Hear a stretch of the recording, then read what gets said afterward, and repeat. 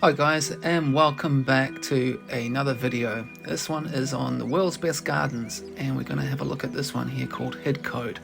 Hidcote is in England, and it was designed by a guy called Lawrence Johnston, and he started designing this garden in 1907 to 1938. He then gifted it to the National Trust and in 1948, and as you can have a look at here, you can sort of see it's sort of an older style building. Its gardens cover around about 10.5 acres, and it's a very cool garden to walk around. It's lots of different smaller gardens within a garden, and so it makes it one of those gardens that you are just actually surprised to see what's around the next corner.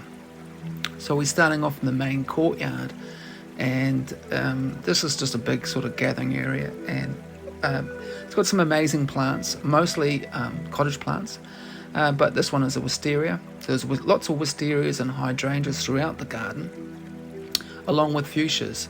So in this garden we can see some hydrangeas, some ferns, and a nice selection of fuchsias. So when I visited this garden, it was in the sort of more of the sort of late summer, early autumn, and there's lots of sort of bigger areas too, where like this is one of the big lawn areas, and we haven't really sort of got into the gardens yet, but this is the sort of introductory part where you can see that a lot of the buildings where this Major Lawrence Johnston used to live. He did actually end up, I think, leaving and going to live in France, so he did leave and develop another garden. But lots of nice plants like lavender. You might have heard of lavender, Hidcote.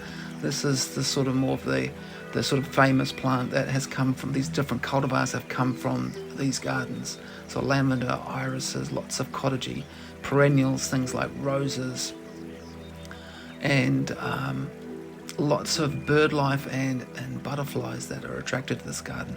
Because of the nature of the garden, it is a cottage garden. So the garden itself has got lots of different paths. Like I said, it sort of twists around and keeps you kind of interested. And these paths are just gravel, edged with some nice rocks and some stones. And we've got things like hostas and different plants down here, and just sort of a perennial sort of border. Now, one of the things that was interesting is this is one of the more famous gardens here. This is the White Garden, and and then you can see we're locating it on the map through that little picture there. So the White Garden, all these gardens, the philosophy from Lawrence Johnston was to give a maximum wow effect when you walked into the garden. So everything like flowers had to be all on display and sort of stun you, rather than things just sort of like a part of it sort of flowering in autumn, summers and winter. It was there to give you a big wow garden. This is the maple garden. The maple garden I thought was pretty cool. It had some little different aspects to it, and a good maple to use as Red Emperor, and you can see it's divided into paths, and then it was sort of on a couple of different levels. You can see people walking down steps there, but then you could sort of walk around here. Got a little box hedging just to contain the borders, and some dahlias, things like that. And then we've got walk out into some bigger stretches of like perennial borders. And yeah, just a really nice garden to sort of walk around. This one here, I believe, is the little circular garden that we're just walking through there. And that was, again, it's sort of this part is kind of quite formal.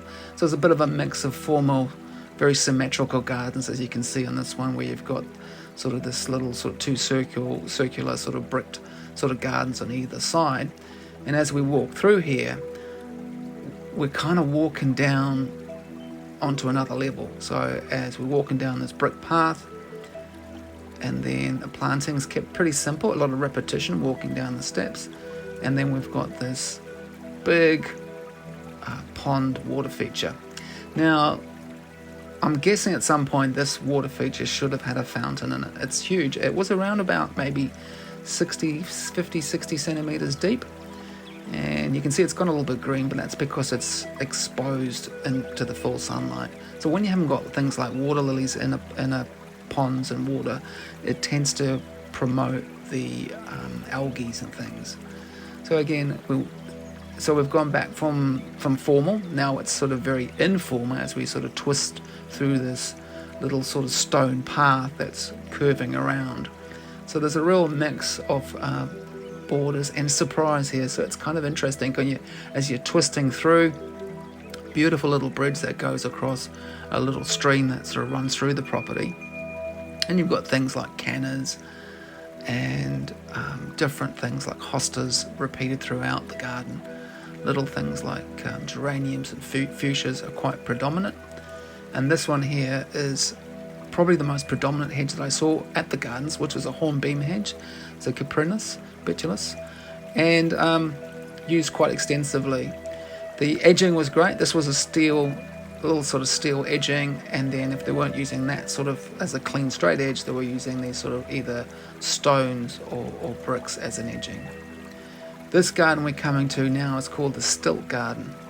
So again, they've used hornbeam, which is a deciduous plant, but you see what they've done is they've removed the lower branches, so it's created this sort of like a skirt effect on the plant, and it was very cool. It was a very hot day that we went here, and this was a really cool part of the garden because these plants and the trees were just keeping everything super cool in there, and so it was very pleasant to walk around and quite simple. So it was kind of there you go. That's what's called the stilt garden. I'm guessing because they look like stilts. And then there was this very pretty little border here called the red garden borders, and had things like these bananas, those sort of tropical bananas there, which obviously are seasonal because in the winter in England it's going to get cold. So this was probably the best time to see this garden. Probably any time from spring to sort of late autumn would be good, and then maybe winter not so good. But yeah, great sort of long vistas looking through. And coming now towards the end of the video, this is just in one of these big, the Great Lawn I think it was called. So there are some bigger spaces, and then back to the house. This was some gardens near the house, and just to get an idea, they were doing a little bit of construction and maintenance on the garden. And then also we had things like these I think they're climbing hydrangeas going up the wall. So looking pretty cool.